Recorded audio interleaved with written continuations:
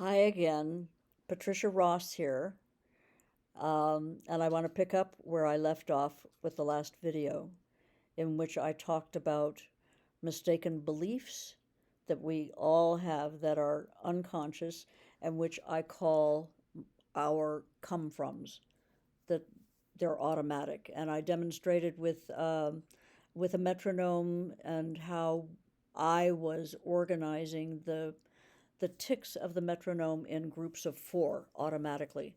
Doesn't mean that they automatically came in fours, but I was superimposing the way I was hearing them on the actual ticks themselves.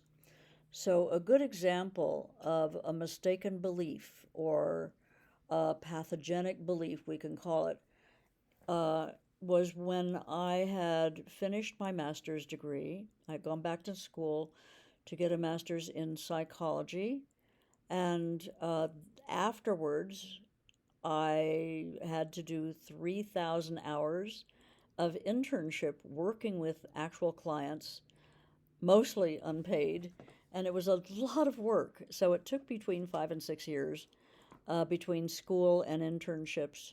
I don't think I ever expected it to be so much work. I even wrote a little book about it. So you want to be a therapist? It's really a cautionary tale about the process of going through this to be able to sit with clients and ideally help them. So I had finished the the school part, the internships, and I was ready to sit for the exam. And back then, which was 30 years ago or more, the exam came in two parts, the written part and an oral part. The written part was as it sounds. It was written. It was multiple choice, and we just had to answer the questions. With the oral part, which was what most interns dreaded, was we would go to most of these exams were in hotels, held in hotels, and the oral part we would go into one of the hotel rooms with a couple of licensed clinicians sitting at a table, and we'd sit on the other side of the table, one at a time, one person at a time, and the clinicians would ask us certain questions, and we knew what the questions were. We just didn't know what the case was that was being presented that we had to keep in mind when we answered the questions. So it was very nerve wracking. Every intern had very high anxiety, including me. I had a lot of anxiety, and but how what showed up about my organizing principle had to do with something that had come up in my own therapy about um, something called survivor guilt. And the term survivor guilt came about when soldiers would return from battle or active duty, where perhaps they had lost some comrades who had been killed or injured, and they came back, and they did not do well, because we think that, what they were wondering, why should I be alive when my comrade died? And we were both in the same situation. And so the term survivor guilt has been broadened to include a lot of other things, including the kind of survivor guilt that I apparently have grappled with. And it has to do with, sometimes for some people, when they are trying to accomplish something in their lives, they hold themselves back. They even self-sabotage and make progress very difficult, because they will undermine the possibility of their own success. And it doesn't make sense, because they know that they want to accomplish this, and they do take all the steps. Like I had done all of this 5 to 6 years of preparation, and I knew what I wanted, and I was determined. But the way my survivor guilt showed up was I mean, I was the first person in my family, my immediate family, to get a degree and a graduate degree. Neither of my parents had gone to college. My siblings had not, although one sister became a nurse, but I had lost a brother.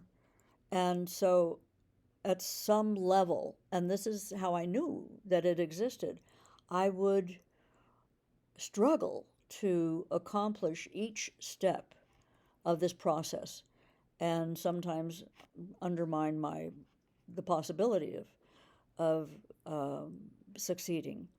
And on the day of the oral exam, I took the written exam and passed, but the oral exam, the exams are usually given at hotels, and the hotels were never in a town that I lived in. I live in the San Francisco Bay Area, and I live in the North Bay, and the oral exam was being given in the South Bay, Silicon Valley.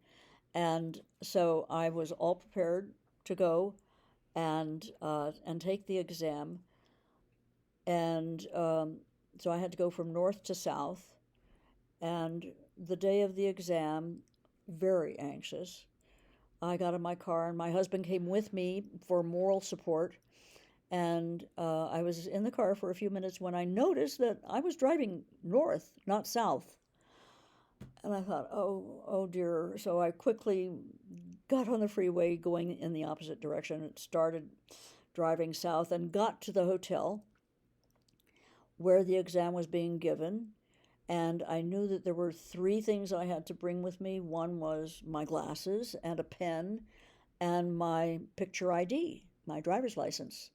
And so I got to the parking lot of the hotel and looked in my purse. I didn't have my glasses, I didn't have a pen, and I didn't have my wallet that had my picture ID in it. And it would have taken too long to drive all the way home and get the things I had forgotten. Why had I forgotten them? I can only say that it must have been the survivor guilt that was trying to keep me from getting what I really wanted and which had taken me so much time to prepare for. So fortunately, my husband came into the hotel with me and vouched that I was indeed who I said I was, and I was able to take the exam and pass and get my license.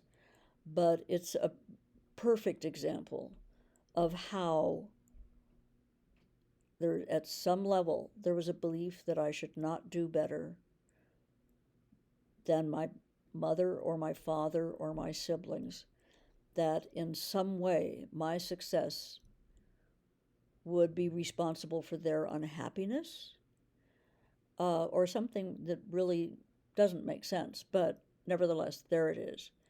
And so I've been very alert to the ways in which I have undermined my success or being successful or accomplishing what I want to accomplish, because it definitely is not true that my accomplishments have hurt members of my family. As a matter of fact, they've been very supportive. So that's a good example of unconscious belief, of pathogenic belief, of an organizing principle that wasn't true and was not helping me to fulfill and succeed in doing the things that I wanted to do with my life. In future videos, what I hope to demonstrate also is not just how beliefs can interfere with our successes, but how early trauma can definitely affect the outcome of our lives in the future. So until next time, be well. Thanks for watching. Bye.